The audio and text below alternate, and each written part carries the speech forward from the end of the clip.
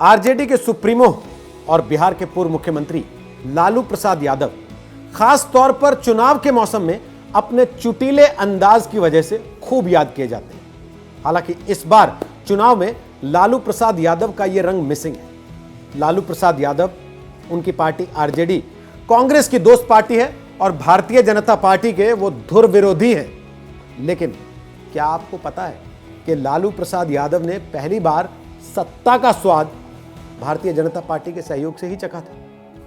क्या आपको यह बात मालूम है कि छात्र राजनीति में भी लालू प्रसाद यादव को जो पहली बड़ी जीत मिली वो अखिल भारतीय विद्यार्थी परिषद के सहयोग से मिली, वरना लालू प्रसाद यादव तो एक आम आदमी की तरह सादी जिंदगी जीने का सपना देख चुके थे। लेकिन बीजेपी और उसके पहले अखिल भारतीय विद्यार्थी परिषद की सीढ़ी ने उनको सत्ता के शिखर तक पहुंचाया।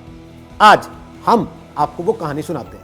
लालू प्रसाद यादव के निजी जीवन पर रोशनी डालने वाली एक किताब है, रूल्ड और मिसरूल्ड। इसका प्रकाशन ब्लूम्सबरी ने किया है और इस किताब को लिखने वाले हैं संतोष सिंह।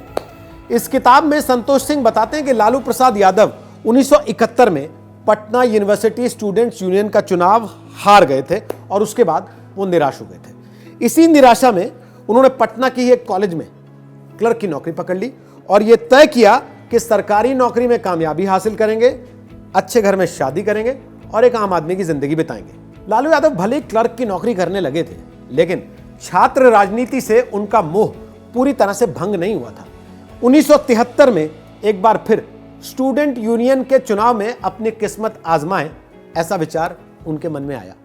उस समय पर पिछड़े वर्ग का कोई भी दमदार प्रतिद्वंदी, कोई भी दमदार उम्मीदवार मैदान में नहीं था। तो लालू यादव ने तय किया कि आखिरी बार समाजवादी युवजन सभा के बैनर तले वो अध्यक्ष पद पर अपनी किस्मत आजमाए। ठीक उसी समय अखिल भारतीय विद्यार्थी परिषद भी एक छात्र संगठन के तौर पर अपनी पहचान बड़ी तेजी से बना रहा था और बहुत तेजी से उभर रहा था। एबीवीपी ने अपना उम्मीदवार उतारने के बजाय समाजवादी छात्र सभा के पैनल को समर्थन देने का फैसला किया।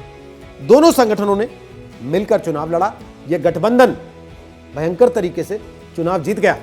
लालू यादव छात्र संघ के अध्यक्ष बने और आप जानते हैं सुशील कुमार मोदी, जो आज बिहार के उप मुख्यमंत्री हैं, लालू यादव के धुर विरोधी हैं। उस पैनल में महासचिव और केंद्रीय मंत्री रविशंकर प्रसाद उस पैनल में संयुक्त सचिव के तौर पर जीतकर लालू यादव की टीम का हिस्सा बने।